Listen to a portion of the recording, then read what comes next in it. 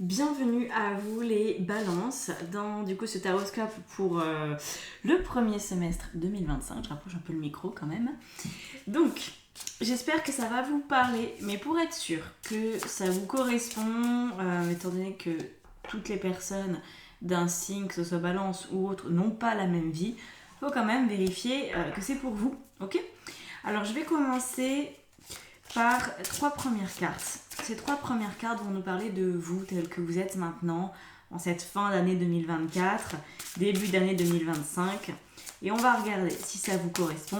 La suite devrait également vous parler. Alors, qu'est-ce qu'on a ? On a l'étoile, très très bien, ok. Avant que j'oublie, si jamais mon contenu vous plaît, n'hésitez pas à vous abonner, c'est un très gros soutien que vous me faites, un valet de denier. Et en plus, vous êtes à peine 20% à être abonné par rapport au nombre qui regardent. Donc voilà. Merci d'avance. Et un 7 de denier. Ok. D'accord. Alors, il y a une envie, les balances. Oh, ok. Il y a une envie d'avoir un travail. En fait, c'est comme si vous étiez prêt à faire des efforts. Si vous êtes sûr, difficile d'être sûr, d'obtenir le métier ou le lieu de vie ou l'équilibre financier qui vous correspond vraiment. En fait, là, avec l'étoile, il y a l'espoir d'avoir quelque chose qui vous plaît, qui a du sens pour vous au niveau matériel. Donc ça va être un job qui est bien, peut-être une vocation qui se révèle, ça peut être une entreprise aussi que vous avez, pourquoi pas. Ça peut être également une formation que vous allez vouloir suivre. Ça peut être un nouveau lieu de vie qui vous correspond mieux, ça peut être l'acceptation d'un prêt, tout ce genre de choses. Et vous le voulez, et vous êtes prêt à vous dire, ok, si c'est vraiment quelque chose qui me correspond bien, si je suis sûre d'en être satisfaite in fine, alors je suis prêt à faire des efforts, les efforts nécessaires pour l'obtenir. C'est pas évident comme réflexion parce qu'on peut rarement être sûr de soi, vous voyez, c'est vraiment la problématique la plus courante. On ne peut pas franchement être sûr de ça. Donc, j'ai un petit doute sur cette réflexion que vous avez. On a la tempérance. Ouais. Vous voulez absolument avoir cet équilibre. Vous voulez pouvoir vous dire je suis dans une sérénité personnelle vis-à-vis de mon monde matériel. Je suis pas forcément à l'aise, mais il y a quand même cette notion de je réfléchis pas à comment je termine la fin du mois. Je réfléchis pas à quand je me lève le matin si j'ai envie d'aller au travail ou pas. C'est cet équilibre que vous recherchez. Moi j'ai un doute. Quand je vois ça, je me dis bon, ça serait bien que vous puissiez être sûr, avoir une confirmation, quel que soit le biais qu'elle puisse prendre, parce que vous pourriez avoir un signe de la vie, vous pourriez avoir quelque chose de beaucoup plus physique aussi, de beaucoup plus contractuel, disons.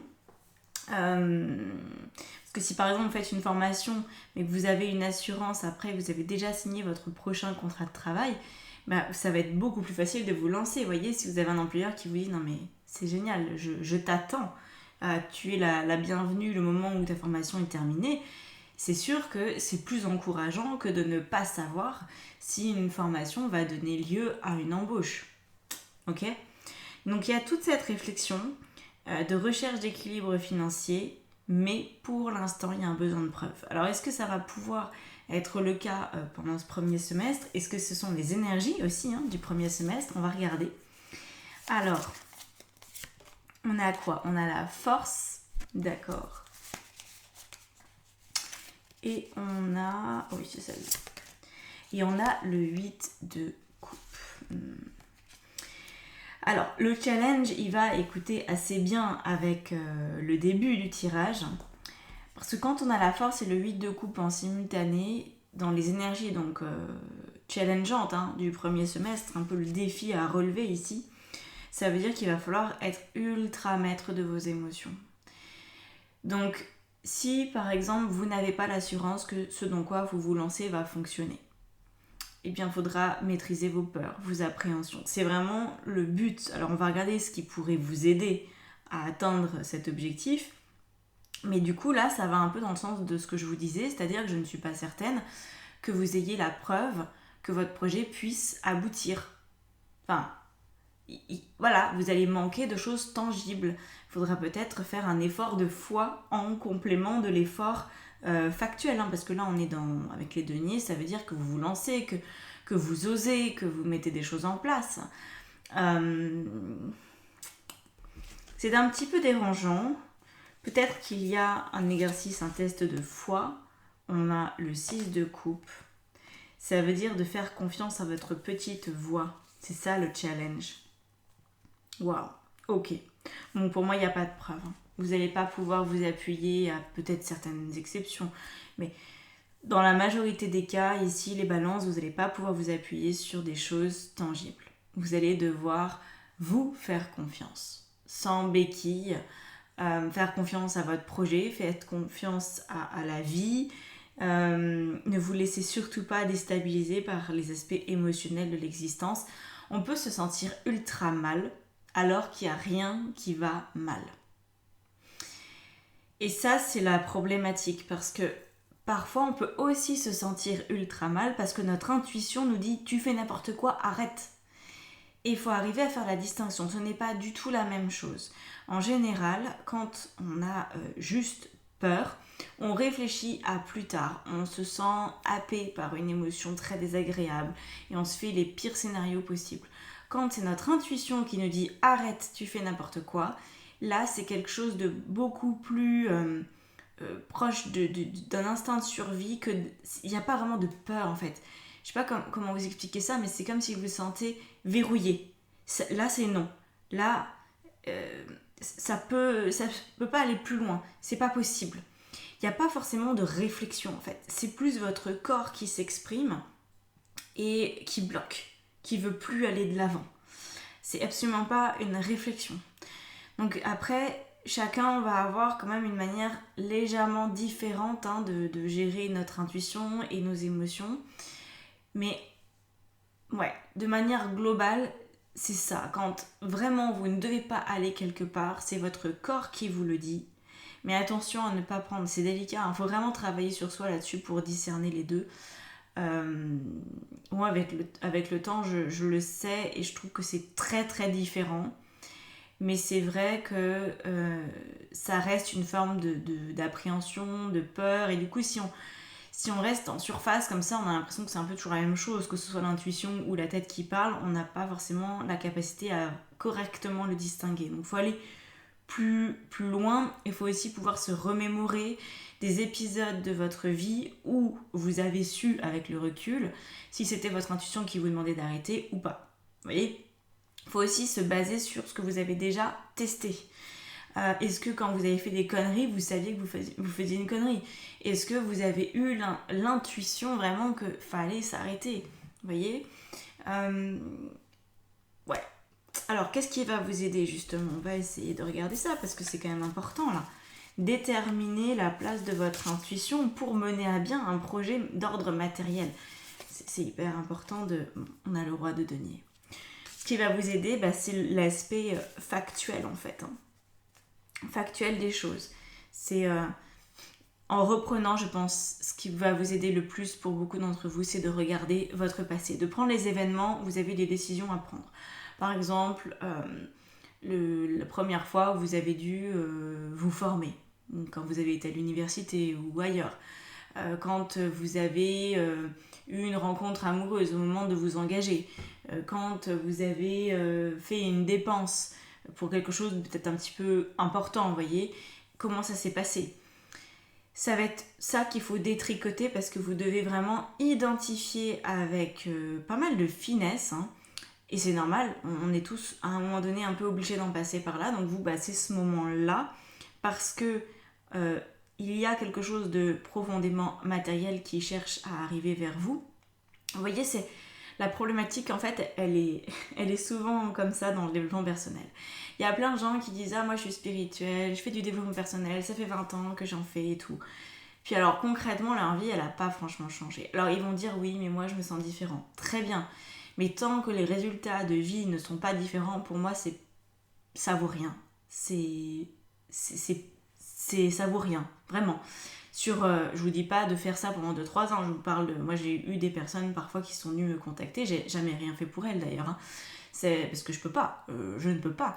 Quand on a 20 ans soi-disant de développement personnel mais qu'on n'en fait rien, c'est pas moi qui vais changer la donne, c'est la personne qui doit s'approprier les choses autrement et passer à l'action. Sauf que dans un contexte par exemple de retraite spirituelle où on est complètement coucouné, protégé du monde extérieur, etc., et où en plus on a à disposition que des bonnes choses et des belles choses pour nous, que ce soit en termes de relationnel possible, en termes de nourriture à disposition, en termes d'activité, tout est, on va dire, pensé par les organisateurs en général pour en faire vraiment un moment suspendu où c'est génial, où là on a complètement accès à son intuition, on peut avoir des prises de conscience incroyables. Par contre, de retour sur le plancher des vaches, si je puis dire les choses comme ça, dans une vie quotidienne où il faut gérer la pression, il faut gérer les attentes des uns des autres et il faut se gérer soi, et bien là, l'intuition qui a pu être ressentie dans un stage ou dans un moment, on va dire, de plénitude, c'est pas disponible. Et en fait, là, c'est ce qu'on vous demande de faire. On vous demande de mettre en place votre intuition dans des moments qui sont ultra concrets et aussi, plus que concrets, importants matériellement. Et plus on se rapproche, en tout cas c'est quelque chose que j'ai remarqué, après vous pouvez avoir une opinion différente, hein, bien sûr, plus on se rapproche de l'aspect matériel de la vie, plus, ou plutôt moins notre intuition a de facilité à venir nous souffler, on va dire, la bonne réponse, parce qu'on peut avoir le mental qui, rationnellement, vient nous dire « Mais non, mais de toute façon, si tu veux choisir un travail, il faut faire le CV, c'est plutôt comme ci, plutôt comme ça, qu'il faut l'organiser, il faut le faire de telle couleur, il faut l'envoyer à tel type de personne, et nanana, et nanana. » Et on va repasser dans une ultra-rationalité des choses, parce que la plupart d'entre nous, on est élevés comme ça, et parce que la matérialité, bien souvent, au bout d'un moment, s'oppose à l'intuition. Et là, le but, c'est que ça ne s'oppose pas, c'est que ça se complète, c'est que vous puissiez prendre des décisions très importantes pour votre vie pro, matérielle, financière, lieu de vie et compagnie, en utilisant votre intuition. Alors bien sûr que la rationalité va être importante si vous avez des papiers à remplir. Évidemment qu'il faudra utiliser votre cerveau et que votre intuition ne va pas être suffisante. Mais dans le choix ou dans la manière de faire les choses, ça va être décisif. Donc là, il faudra, je pense, accepter beaucoup plus que votre intuition vous serve dans un domaine qui peut-être pour l'instant est c'est un peu frileux chez vous. Vous voyez, vous n'avez peut-être pas très envie de ça. Peut-être ça vous fait peur de compter sur vous. Parce que là, en plus, c'est ça, hein, c'est vous compter sur vous. C'est pas quelqu'un qui va vous donner la bonne réponse. Si vous venez me voir en guidant, je vais peut-être pouvoir vous aider à défricher les choses et à vous donner en tout cas le fonctionnement exact de votre intuition. Ça, par exemple, je pense que je peux. Mais plus loin que ça, vous dire c'est plutôt A ou c'est plutôt B, je ne pense pas que votre âme me donne l'autorisation de vous le dire. Parce qu'en fait, là, on est vraiment dans une situation où c'est à vous de faire.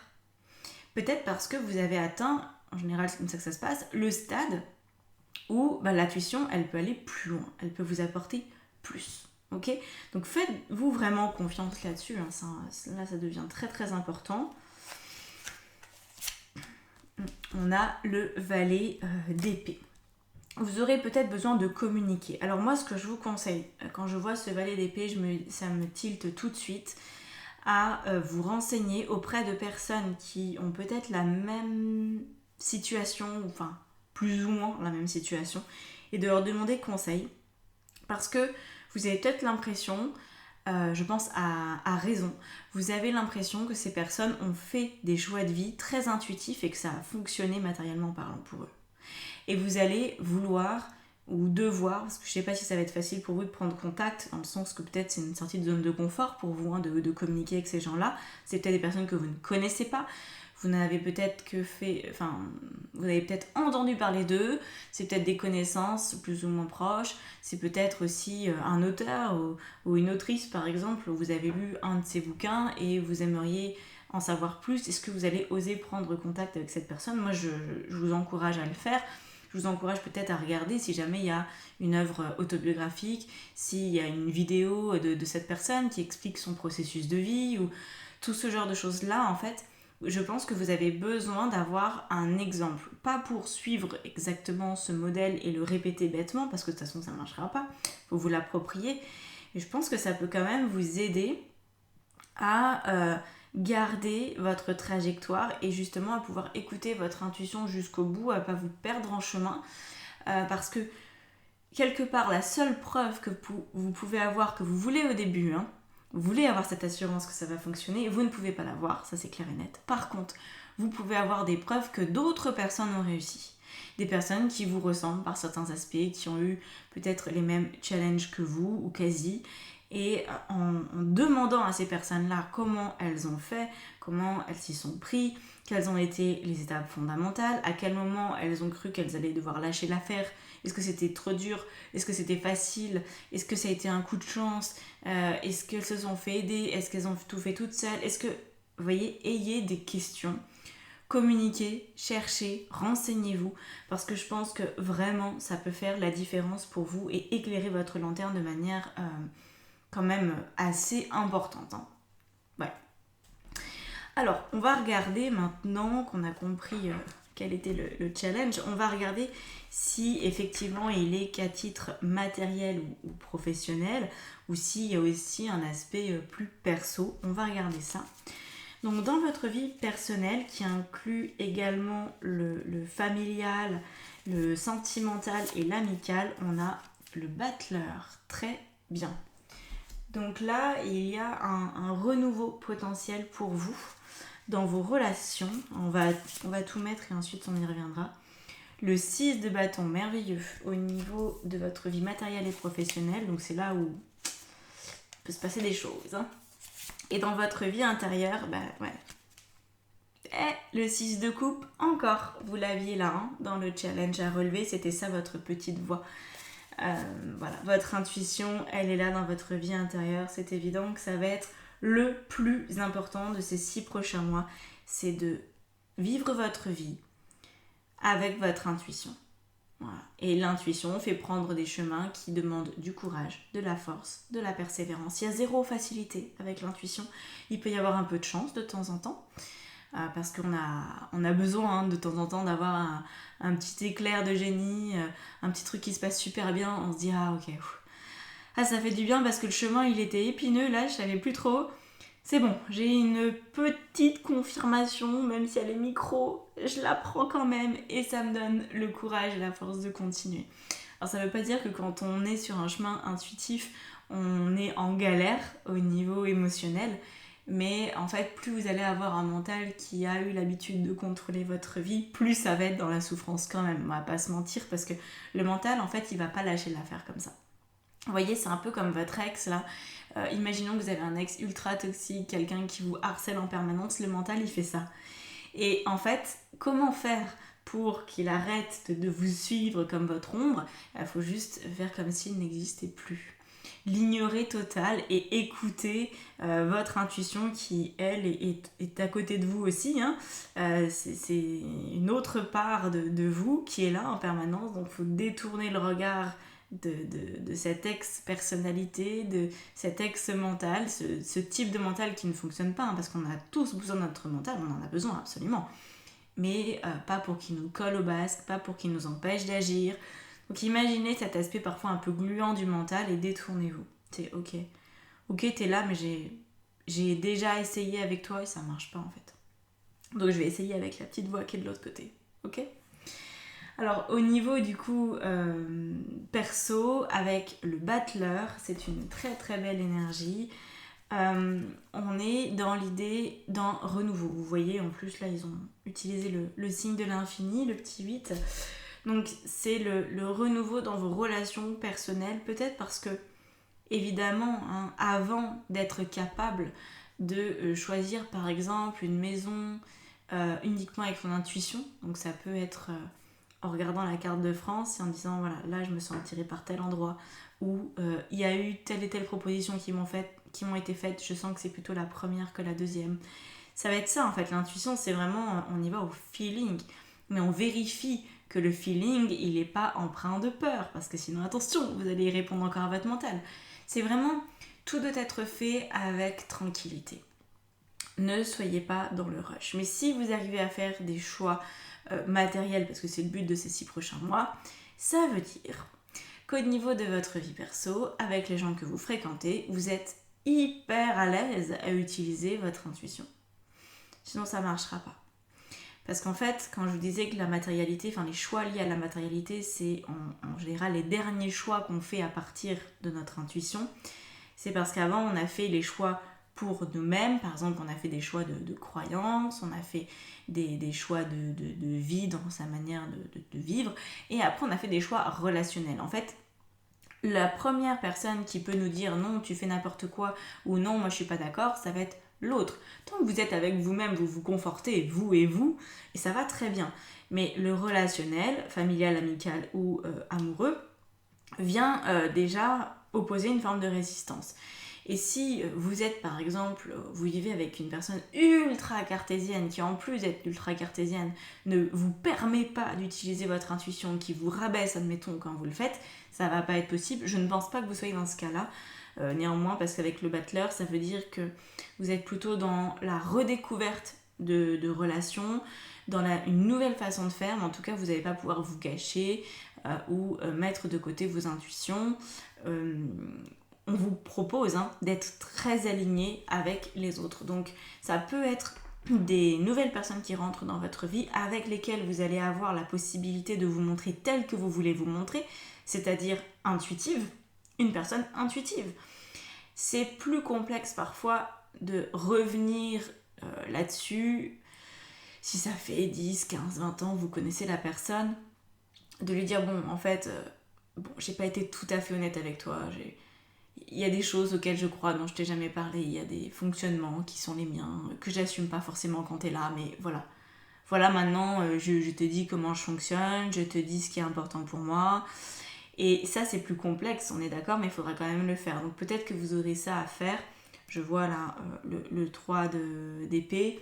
Vous allez peut-être avoir le besoin de remettre un petit peu les choses dans l'ordre et aussi de vous comporter du coup de la meilleure des façons, selon ce que vous estimez être la meilleure des façons, avec les nouvelles personnes qui vont vous être proposées par l'existence. Ça sera vraiment une très belle possibilité de recommencer quelque chose sur de bonnes bases. Tant que l'autre ne vous connaît pas, en fait, vous avez vraiment toute possibilité de jouer la carte de l'authenticité, de la vulnérabilité, ça sera parfait. Vraiment parfait. Alors qu'est-ce qu'on a par-dessus ? On a le diable. Ok. Vous pourriez avoir un peu de mal, mais c'est complètement logique. Vous pourriez avoir des difficultés à lâcher avec des personnes pour lesquelles vous avez de l'affection. Et c'est pour ça qu'on a le 3 d'épée ici. Ça peut vous faire un peu souffrir quand même à certains moments. Si vous vous rendez compte que vous êtes attaché, par exemple, ne serait-ce qu'au regard d'une personne. Vous êtes attaché au regard de vos parents, au regard de votre chéri, au regard d'un ami ou qui que ce soit. Et vous n'arrivez peut-être pas à assumer. Faites attention à ces liens d'attachement parce que l'attachement verrouille l'intuition. L'attachement nous met dans un état d'emprise qui empêche l'intuition de se révéler. Donc faites attention à vous là-dessus. Prenez conscience de la situation. Et peut-être aussi ayez en tête quelque chose que on peut ne pas savoir ou pire, avoir tendance à oublier.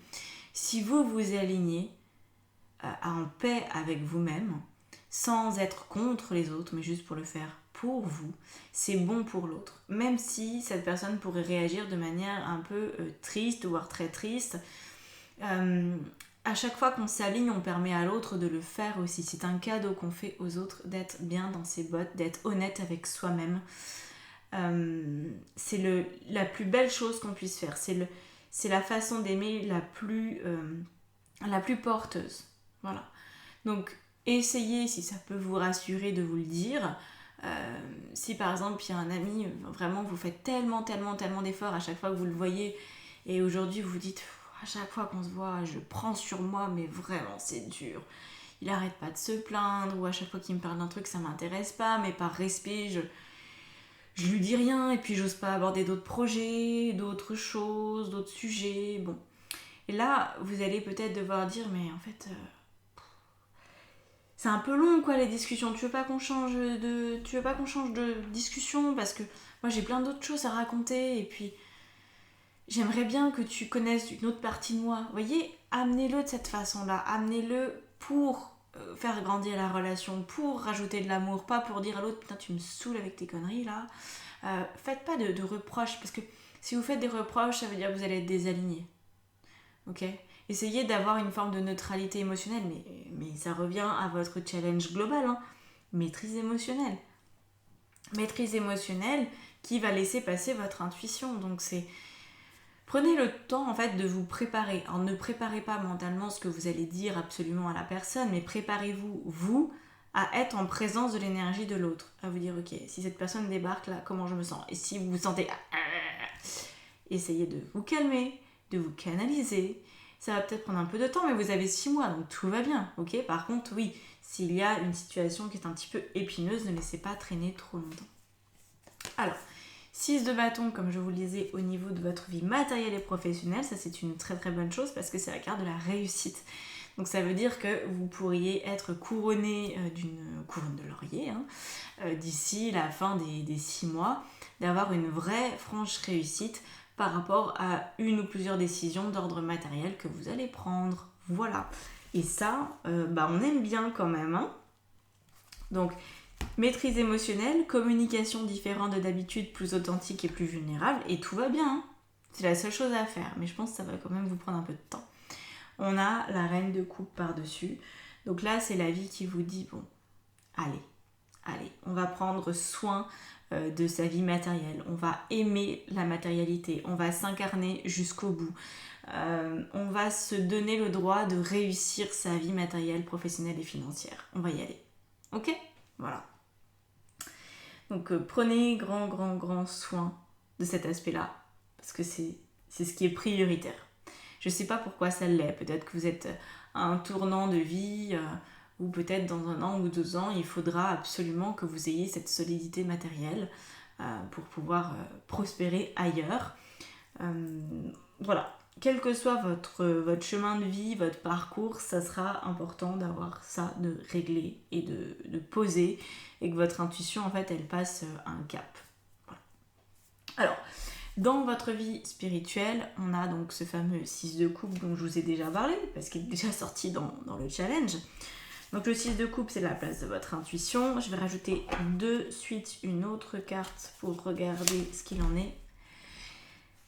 La justice. Alors la justice, c'est le côté un petit peu chiantos du tirage. Parce que, en tout cas vous risquez de le vivre de manière pas forcément très agréable.